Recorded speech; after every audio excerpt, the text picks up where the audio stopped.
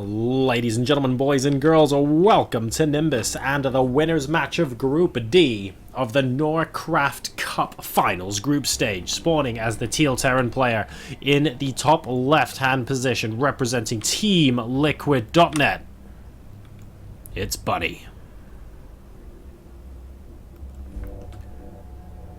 And his opponent, spawning in the bottom right, representing Carnage Esports, it's Eiki. We got Denmark versus Norway, ladies and gentlemen, in the winner's match here. One of these guys will automatically qualify for a spot in the final 8 right now.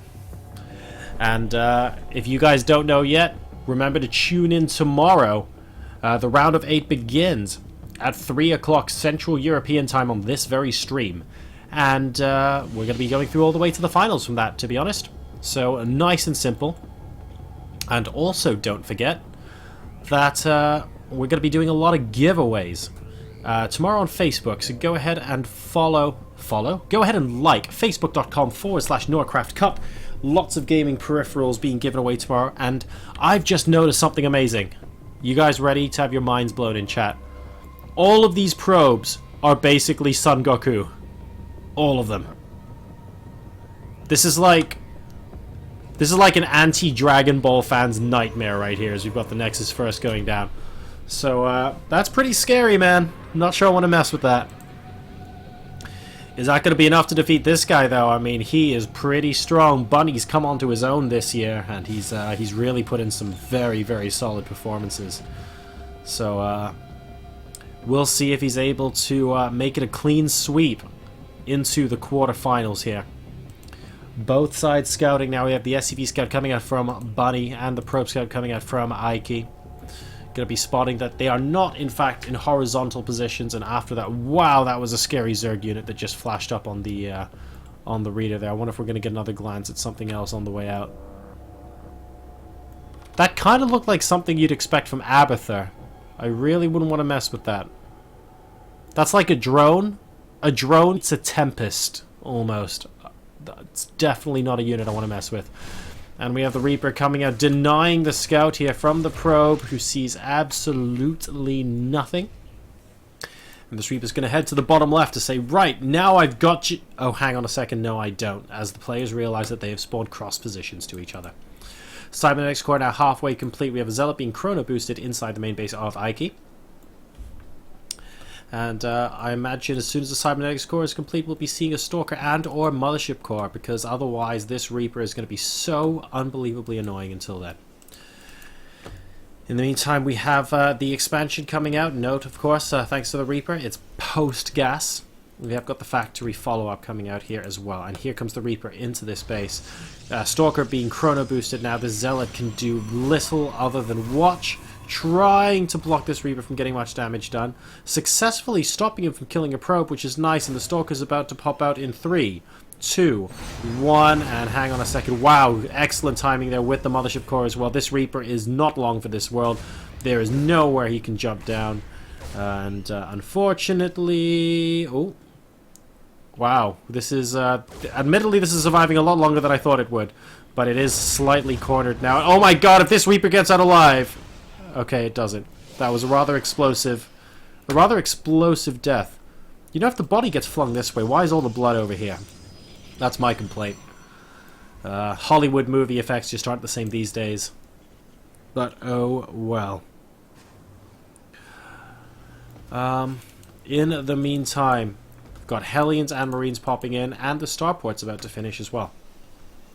So, let's see what happens when that comes in. Are we going to see an immediate medevac? Are we going to see Marines in this medevac, followed by Hellions on the ground, try and do a little poke into this natural expansion, maybe fry some probes with the Hellions? We'll wait and see.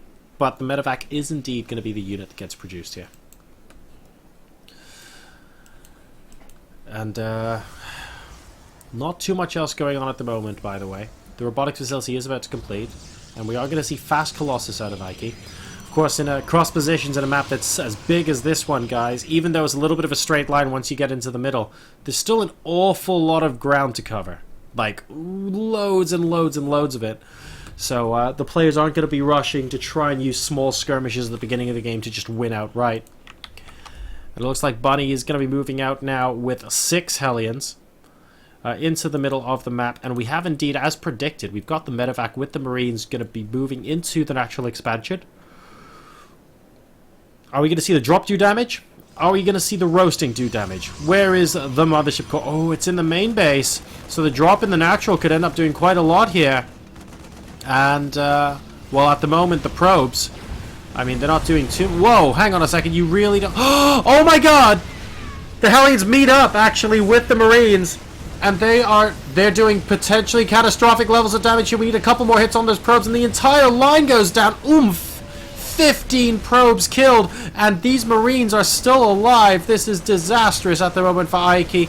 I think this is the part, to be honest, where Bunny can just pick up and run. He doesn't need to be engaging this. He's trying to pick up one more Stalker. Is even going to land the Marines on the other side. I think that would be ever so slightly ambitious, and he does move away. The worker count is 41-31 in favor of the Terran at the moment. I honestly thought, the drop goes down in the natural.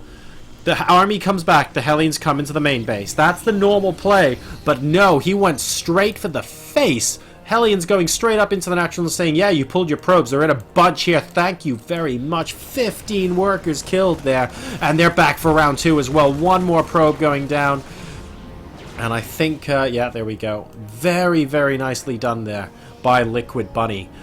So an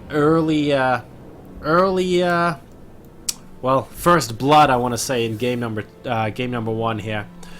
In this winner's match, of course, the winner immediately gets a ticket to the round of 8. And Bunny must be feeling pretty good right now, adding on more and more barracks. He's going up to 5 inside the main base. Double medevac production has now started. The 3rd command center is on its way as well. So absolutely no slouching from our Team Liquid player. He's doing a fantastic job and continuing to keep up the macro, despite having to do so much offensively as well.